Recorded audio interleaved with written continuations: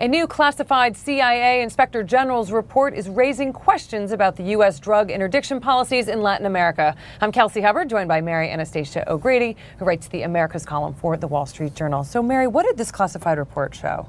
Well, it covered from 1995 to 2001. It looked at something called the Air Bridge Denial Program in Peru. The idea of the program was to deny cocaine traffickers airspace between Peru and Colombia.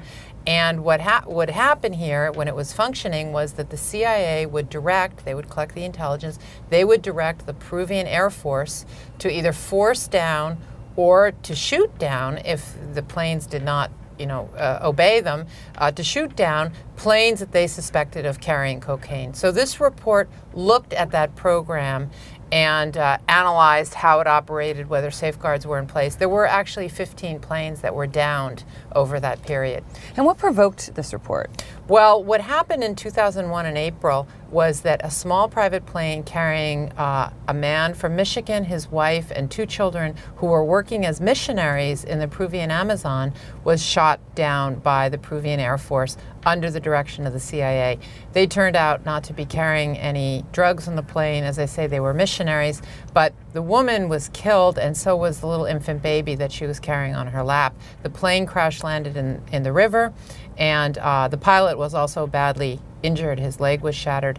And they were constituents of Representative Pete Hoekstra, who is a congressman from Michigan. So he started asking a lot of questions, and of course the Inspector General's job is to investigate something like that. So rather than just investigate that incident, which the CIA said was sort of a one-time mistake, the Inspector General looked at the broader track record from 1995 to 2001 of the program. And what he found, according to Congressman Hoekstra, because as you said, it's a classified report. So according to the congressman, he says that there were very grave violations of the safeguards that were supposed to be in place to protect innocent civilians.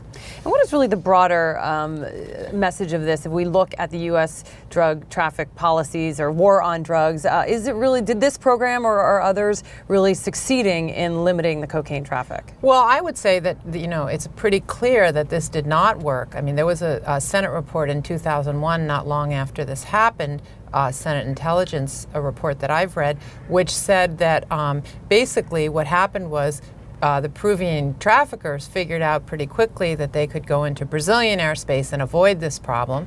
And on top of that, while cocaine production and trafficking did go down in Peru, it went up in Colombia.